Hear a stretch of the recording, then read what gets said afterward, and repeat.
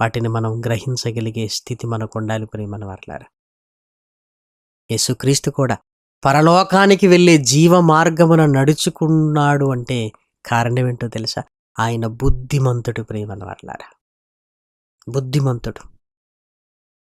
దేవుని జ్ఞానంలో ఉంటున్న బుద్ధిని స్వీకరించి తన 33.5 సంవత్సరాల కాలంలో నేను పరలోకానికి వెళ్ళాలన్న ఆలోచన తప్ప మరి ఏదీ లేదు ప్రియమైన వారలారా. మనం కూడా అప్పుడప్పుడు లోకంలో కనపడకుండా చక్కగా తన పనేదో తాను చేసుకుంటున్న వారిని ఏమంటాం? బుద్ధిమంతుడు అంటాం. యేసుక్రీస్తు కూడా ఎవరి జోలికి వెళ్ళేవాడు కాదు. ఎప్పుడు సమాజాన్ని దేవుని వైపుకు మార్చాలి, ఆ మార్చేది నా బ్రతుకే అయ్యుండాలి అని లేఖనాలన్నీ నెరవేర్చాలన్న జ్ఞానములో ఉంటున్న ఆ బుద్ధిని స్వీకరించాడు ప్రియమైన వారలారా.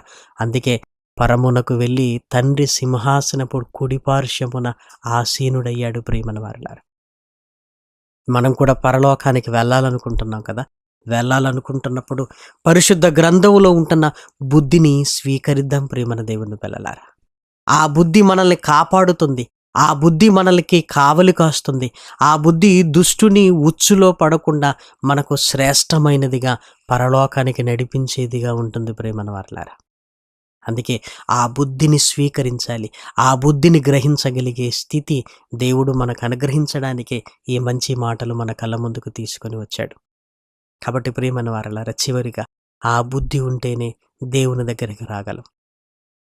తప్పిపోయిన కుమారుడు తండ్రి దగ్గరికి వచ్చాడు. ఎప్పుడు? బుద్ధి వచ్చినప్పుడు అని రాయబడింది. బుద్ధి రాగానే దేవుని దగ్గరికి వచ్చేస్తాం ప్రియమైన వారలారా. నువ్వు ఇంకా మారలేదంటే మనకు బుద్ధి రాలేదు ప్రియమైన వారలారా. లోకంలో ఉంటున్న భయంకరమైన పరిస్థితులను చూసి కూడా ఏం కాదులే అనుకుంటున్నావంటే నీకు జ్ఞానం ఉంది. ఇక్కడ ఇది జరుగుతుంది, అక్కడ అది జరుగుతుందని జ్ఞానం ఉంది.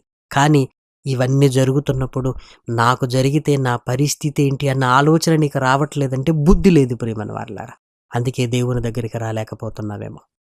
ఒక్కసారి ఆలోచించు. శరవేగంగా ఈ ప్రపంచానికి ముగింపు పలకబోతున్నట్లుగానే పరిస్థితులన్నీ ఉన్నవి. మనమెంత? మన జీవిత కాలం ఎంత?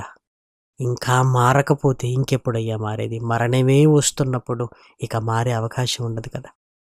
దేవుని మాటలలో ఉంటున్న బుద్ధిని గ్రహించు. నిన్ను నువ్వు కాపాడుకోవడానికి పరమునకు పోవు జీవ మార్గమున నడుచుకోవాలి ప్రియమైన వారలారా. ఈ మాటలు దేవుడు మీ అందరి హృదయాలలో ఫలింపజేయాలని కోరుకుంటూ నేను ముగిస్తున్నాను.